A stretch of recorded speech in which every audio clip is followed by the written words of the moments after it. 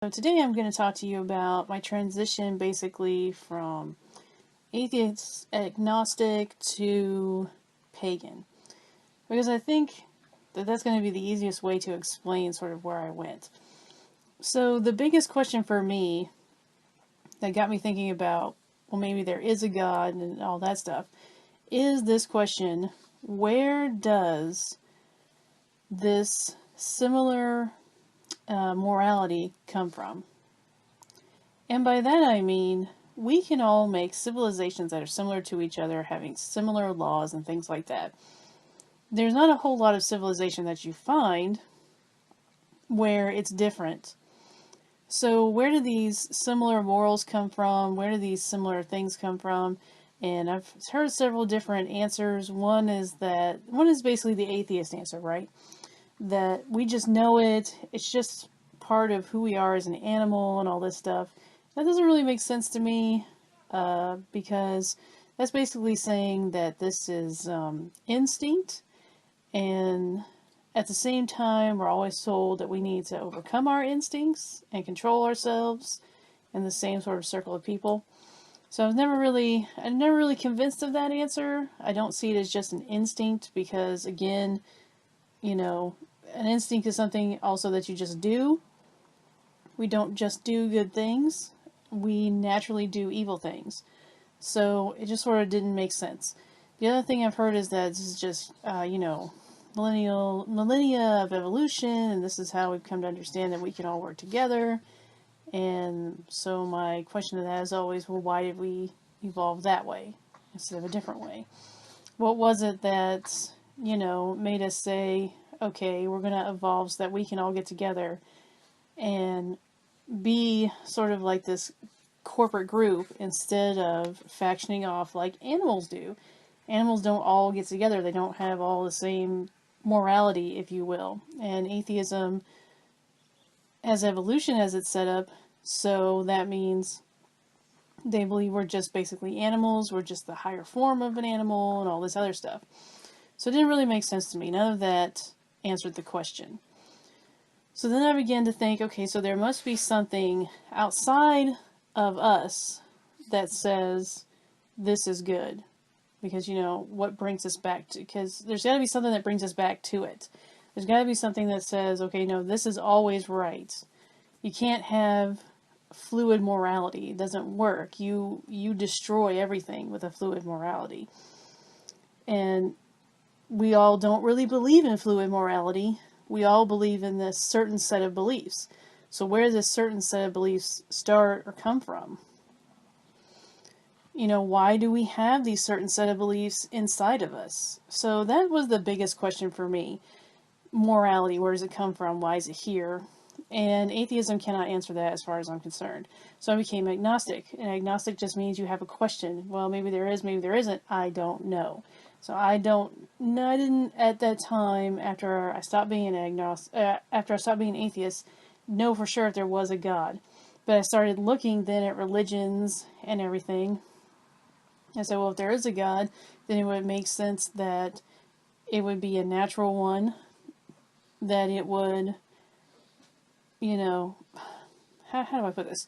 It makes sense it would be a natural one and one that stemmed from nature. To me, that made sense. That was outside of nature, but also was all of nature. And so that led me to, of course, paganism and the goddess. Because she is outside of nature, but is also all of nature. She is the pinnacle for many pagans. And there's also the male concept, which I learned his name to be the Green Man, and he ushers in, fall and winter, and she ushers in spring and summer. She is creation, he is destruction. That you have to have both in order for the world to be balanced and good.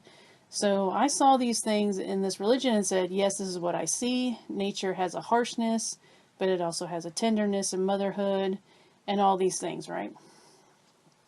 So I began to believe on the goddess, and I was a witch. I was able to cast spells. I was able to cast 2, and it was not hard for me at all. I cast a love spell and a forgetfulness spell. So they both work the way they're supposed to. Spells only work for a limited time, and they cannot overcome someone's will. So basically, they worked exactly like they were supposed to. I was able to have a relationship with this boy I really wanted. I was able to make my parents forget for a certain amount of time. So then, I basically stayed a pagan until I was in my, oh gosh, it must have been 19 or 20s, because I didn't see any reason to change. I saw all the questions answered there until one day I was sitting under a tree, right? And I was communing with the goddess, which is something that you do. And the way I phrase it is I was basically getting into my natural, it's basically nature prayer. So you go sit in a tree by some rocks, whatever, and you begin to try to become one with nature. You smell the dirt, you feel the tree, you listen to the wind, and all of these things bring you closer, and then the goddess comes to you, right?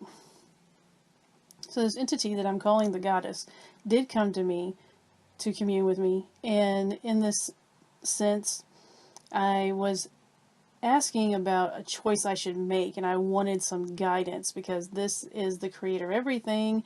Then this entity should know which way would be the right way, and I just wanted a good, peaceful way to go. The answer was, just go do something. And I didn't understand that answer. It was very let down, and I asked again, and the answer again was, just go do something.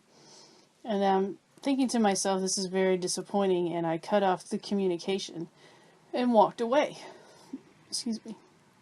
So at this point, I'm very disappointed, because I had heard people that were Christians say, well, God told me to do this. God has this answer in the Bible. They always had answers that were specific, and they knew which way to go. Whereas with paganism, it's not always so clear. So I've heard people say that that is the way that God works through people, so that you can learn from your mistakes. My thing is I don't need to believe in a God if I'm just learning from my own mistakes. What's the point there? And it also doesn't answer any of the other questions. Like, that doesn't make sense, right? Because if it's just there for me to learn, then why not tell me which way to go? Or why not tell me something that's more similar to, like, this is going to be a learning experience, you need to just make a choice. Something along that lines. I've now walked with God for about 10 years now. And I've never had something so vague as that. So, in comparison now, looking back, that is just ridiculous. If you're going to claim to be the most powerful God of all and be the creator and creation of everything. So that's sort of where I came from there. That's sort of where how I got from agnostic atheist to paganism. And then my next video, I'm going to do paganism to Christianity. And that's going to be a little bit more in depth, because there's a lot going on while I was a pagan where God was actually talking to me and I didn't realize it. So, like I said, that's all. It was just one question, and to me, and it was the morality question. Where does this morality come from? Paganism seemed to answer it, and then when the goddess was not relational, basically, because she did not always speak to me, then I was like, well, I'm really looking for something where I can completely commune with the creator of everything, which is what the Christians say they have. So, either this God is not like this, or she's not as powerful as she says she is. And so at that point, I walked away, and I kind of tried to have a foot in both worlds for a little bit, and that didn't really work. So, that's it. That's all I've got for you guys. Until next time, I'll see you later.